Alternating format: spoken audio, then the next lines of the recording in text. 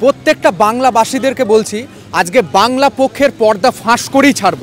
আমি আছি বর্তমানে অযোধ্যায়, দেখতে পাচ্ছেন অযোধ্যা নগরী কেমন সেজে উঠেছে। আর বাংলা পক্ষর যে গর্গ চ্যাটার্জি বাবু এবং কৌশিক মাহাতি বাবু, ওরা দুজন যে অরাজকতা ছড়িয়েছে বাংলায়, বাংলা ভাষা নাকি নেই এই অযোধ্যা নগরীতে, আপনাদের সেটা একটু দেখিয়ে দেবো আছে কি নেই। আসুন আমার সাথে, একবার আসুন,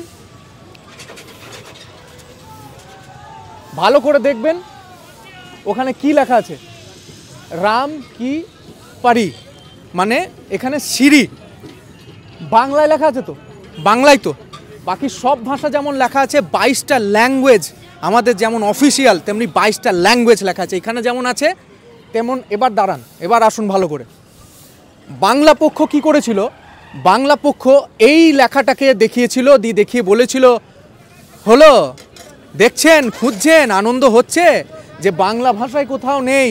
গর্গবাবু লিখেছিলেন, কৌশিক মাইতি বাবু লিখেছিলেন, ওই দেখুন এই জায়গা দেখিয়ে বলেছিল নেই। শুধু এই জায়গাটা কি দেখালে হবে? এই জায়গাটা তো পুরোপুরি বাংলা লেখা আছে, ভালো করে দেখুন বাংলা লেখা আছে। তাহলে কেন এরকম ধরনের ভেদাভেদ করার চেষ্টা করছেন বলুন তো? কেন হিন্দুদের মধ্যে ও বাঙালি অবাঙালি এসব কেন করার চেষ্টা করছেন বলুন তো? আমরা হিন্দুরা একত্রিত হওয়ার চেষ্টা করছি, আমরা হিন্দুরা একত্রিত হয়েছি, আমরা হিন্দুরা সেই জাত পাত সব কিছু ভুলে আবার একসাথে মিশে গেছি। আপনি কেন এরকম ধরনের করছেন? বাংলা পক্ষ আজকে সবার সামনে বাংলা পক্ষর একদম যত পর্দা আছে সব ফাঁস করব। দেখুন বাংলা লেখা আছে, দেখুন বাংলা লেখা আছে। যারা যারা আগের দিনের ভিডিওতে আমি বলেছিলাম না বেনারসের যে মন্দিরে বাংলা লেখা আছে এবং সেখানে বাংলা লেখা দেওয়া তাহলে তো উঠিয়ে দেওয়া উচিত, সেখানে অনেকজন কমেন্ট করেছিলেন, আজকে বলবো এখানে তো বাংলা লেখা আছে। তাহলে আপনারা তো পুরোপুরি ভুল বলেছিলেন, মানুষকে ভুল বোঝাচ্ছেন, ভুল দিকে পরিচালনা করাচ্ছেন। কেন করছেন? হ্যাঁ, বাঙালিদের মধ্যে এরকম ধরনের কেন করার চেষ্টা করছেন? বাঙালিদের মধ্যে বিভাজন করার চেষ্টা করছেন। হ্যাঁ, সত্যি কথা বলতে গেলে আমিও যখন ইউপিতে আসবো ভেবেছিলাম, এই একটা কথাই ভেবেছিলাম যে এখানকার মানুষজন আমাদের কীরকম ট্রিট করবে। বিশ্বাস করুন, একটা টোটো পড়ে গেল, আমরা পড়ে গেছিলাম, সেই টোটোতে ছিল, ওনারা আমাদেরকে তুলে দিয়ে বললেন যে আপনার আগে উঠুন, আমি পড়ে যাই হোক। বিশ্বাস করুন, একজন পণ্ডিতজির সাথে দেখা হলো, উনি আমাদের জন্য ঘরের ব্যবস্থা করে দিলেন এবং আমরা মাত্র যেই ঘরটা 2-3 হাজার টাকার হওয়ার কথা ছিল উনি ব্যবস্থা করে দিয়ে ওটা 900 টাকায় করে দিলেন। বাদ দিলাম আমাদের কিছু কিছু জায়গায় চায়ের খরচ, কিছু খরচ মানুষজন দিয়ে দিচ্ছেন, বলছে আপনারা আমাদের অতিথি। হ্যাঁ, কেন এরকম ধরনের বাজে বাজে চিন্তাভাবনা আমাদের মাথায় ঢুকিয়ে দিচ্ছেন যে বাঙালিরা বাইরে সেফ নয়? হ্যাঁ, আপনাদের কালকে আরও একটি ভিডিও আমি নিয়ে আসবো, যে ভিডিওতে আপনাদের দেখাবো যে বেনারসের মানুষজন বাংলা গান করছে, প্রসেনজিতের গান করছে। বিশ্বাস হয় না? ভিডিওটা কালকে দেখবেন।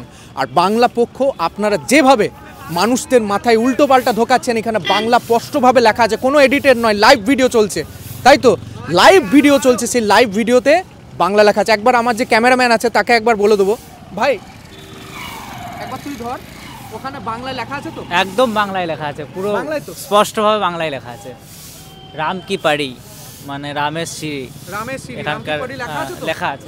অনেক 22টা ভাষায় টোটাল লেখা আছে, টোটাল 22টা ভাষাতেই লেখা আছে, কিন্তু ওই দিকের বোর্ডে যেহেতু নেই, ওই দিকের বোর্ডটাকে ফোকাস করা হয়েছে, এই দিকের বোর্ডটাকে দেখানো হয়নি তখন। একদম আমি সেই জিনিসটাই সকলকে বলতে চাইছি, শুধুমাত্র মানুষকে বিভ্রান্ত করার পক্ষ হচ্ছে গিয়ে বাংলা পক্ষ, ঠিক আছে?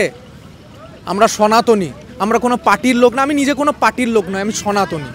আর সনাতনীদের এইভাবে বিভাজন করার চেষ্টা করবেন না। সবাই পর্দা ফাঁসের ভিডিওটা শেয়ার করুন এবং সনাতনীরা এরা যেভাবে সনাতনীদেরকে বিভাজন করার চেষ্টা করছেন, বলছেন বাংলা লেখা নেই, বাংলা লেখা আছে, ভালো করে মনে রাখুন। যারা ভাবছেন আমি অবাঙালিদের হয়ে এবার আপনারা যারা ভাবছেন আমি অবাঙালিদের হয়ে দালালি করছি, কোনো দালালি নয়। মানুষের কাছে ভালোবাসা পেলে ভালোবাসাটুকু এইটুকু বলতে জানি, এটাই আমাদের বাঙালিরা শেখায়। আর আমি একজন বাঙালি হিসাবে গর্বিত, আমি ভারতীয় সনাতনী বাঙালি, আর এই হিসাবে আমি গর্বিত।